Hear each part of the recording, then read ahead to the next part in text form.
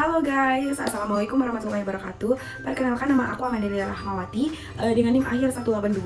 Saya dari kelas PBI 5F. Oke, di sini kita akan belajar bareng ya. Saya akan menjelaskan tentang speed edge theory. Apa sih itu speed edge theory? Nah, speed edge theory ini tuh is an action performed by means of language. Jadi sebuah tindakan yang dilakukan dengan bahasa. Nah, speed edge are acts of communication that express those intention.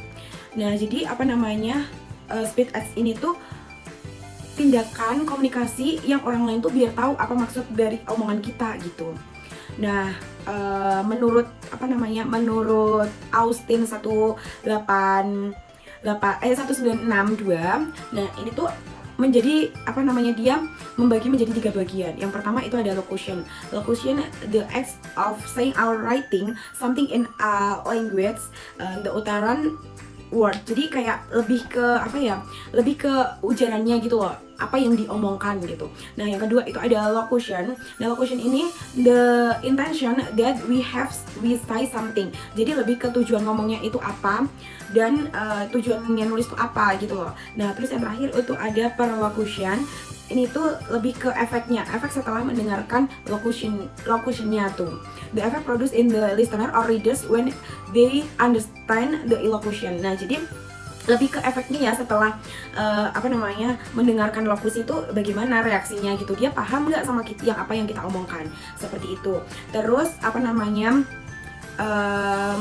misalnya kayak gini, ada seorang pria, dia nunjuk kayak glass gitu kan, kayak elocutionnya tuh bisa jadi warning, informing, atau requesting. Nah, misalnya warning tuh kayak ya peringatan, awas lo ada kaca gitu. Nah, kalau informing kayak ya dia ngasih tahu, itu lo di bawah ada kaca, awas gitu kan.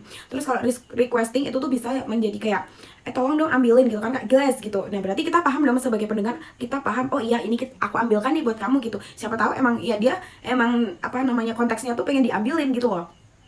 Terus kalau perlocutionnya, tadi udah aku jelasin sekalian ya, locution dan perlocutionnya seperti itu. Jadi kalau kita habis mendengarkan kata glass itu kita bisa kita paham nih, oh siapa tahu dia ngasih tahu kalau misalnya emang situasinya atau konteksnya lagi emang kayak ada pecahan kaca gitu ya. Nah, itu bisa jadi menjadi warning, awas tuh ada kaca kayak gitu. Oke, lanjut. Nah, Austin ini juga membagi ada 5 kategori speed edge ya. Yang pertama itu ada assertive speech. Itu tuh kayak menyatakan kebenaran gitu loh, menyatakan iya, yang bisa buat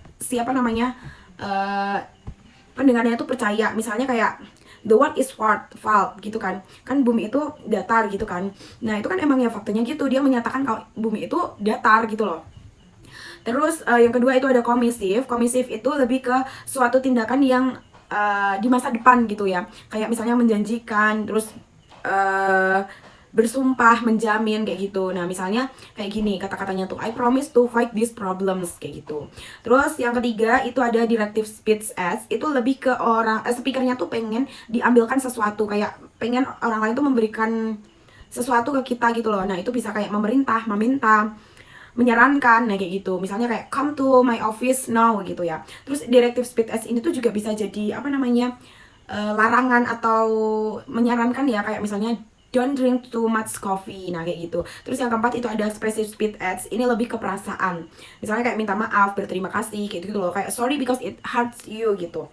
Nah, terus yang terakhir ini ada declarative speech acts. Ini tuh lebih kayak mengubah status gitu loh. Kayak mengubah keadaan dunia menjadi ujaran. Misalnya kayak we find the dividend guilty gitu kan ya. Kamu dinyatakan bersalah gitu kan. Itu kan perubahan status, jadi dari yang kayak nggak bersalah jadi bersalah. Jadi dari yang kayak biasa aja, maksudnya kayak nggak ada salah gitu kan, terus masuk ke sel karena dinyatakan salah kayak gitu. Oke, sekian dulu materi yang bisa kita belajar bareng ya, yang bisa saya sampaikan. Semoga bermanfaat. See you next time, dadah.